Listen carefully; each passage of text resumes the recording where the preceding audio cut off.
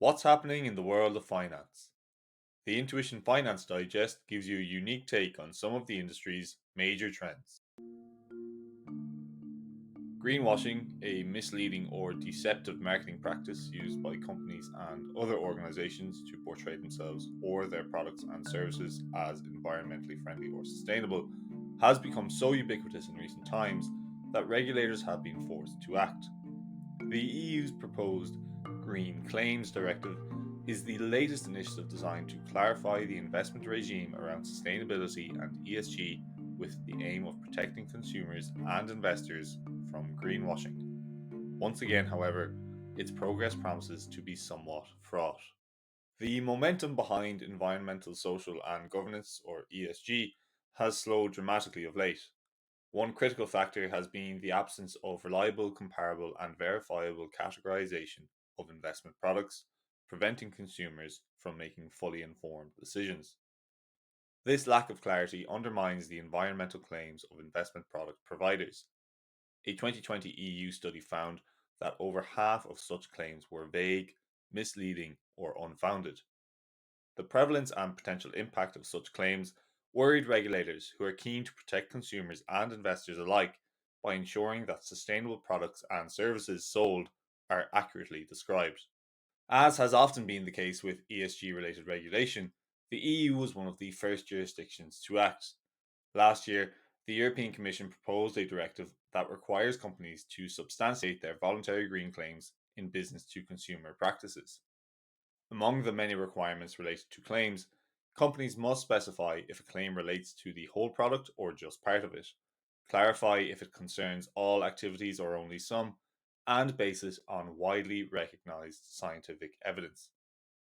They must also take a life cycle perspective that considers the potential environmental impacts of a product over its full life cycle, as well as ensure that positive achievements do not have harmful impacts on climate change, resource consumption, circularity, pollution, biodiversity, animal welfare, and ecosystems. Additionally, the directive introduces important requirements in relation to proving climate related claims, including those involving carbon credits. It obliges companies to report greenhouse gas offsets transparently, detailing whether offsets concern emissions reductions or removals and providing information on offset quality. Companies, processes, or products wishing to certify compliance in the EU with an environmental label must provide transparent information on relevant ownership and decision making bodies, as well as objectives and procedures for monitoring compliance. The directive bans labels that present a rating or score for a product or company based on an aggregated indicator of cumulative environmental impacts unless awarded under environmental labelling schemes set up under EU law. With the rise of ESG having led to a proliferation of labelling schemes, the directive prohibits the introduction of new publicly owned national or regional environmental labelling schemes. Pre existing schemes may continue if they meet the directive's requirements. For labels from third country schemes, awarding must be approved by the European Commission. The European Council has adopted its first formal position on the proposed directive, and it's been greeted with some dismay by environmental NGOs. These groups are particularly concerned that the Council has watered down the European Parliament's proposals to restrict how companies use carbon offsets to claim carbon neutrality.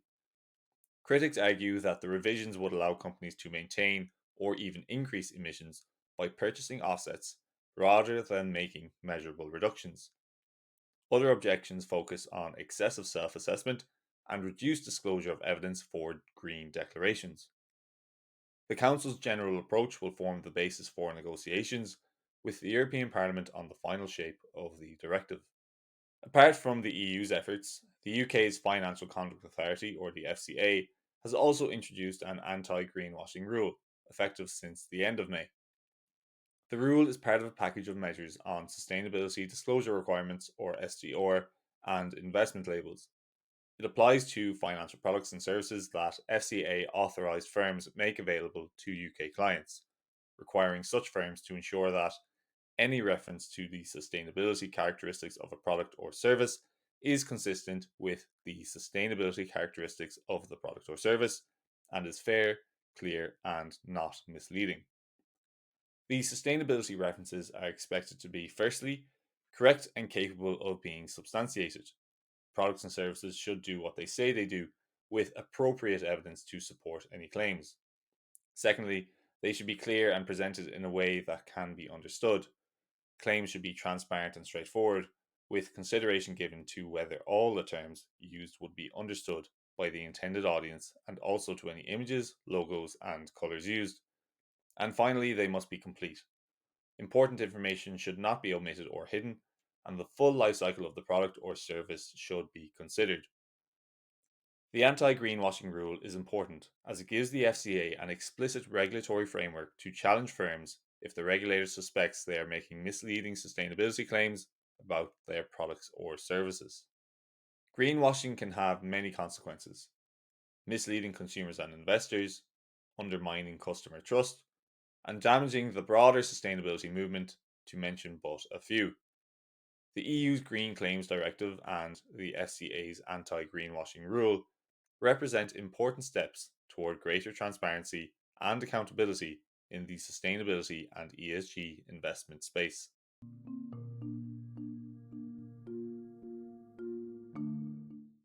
Intuition Know How, the world's premier digital learning solution for finance professionals, has a number of tutorials relevant to the content of this podcast, including greenwashing, net zero, ESG and introduction, ESG factors, sustainable and responsible investing, ESG data and ratings, and much more.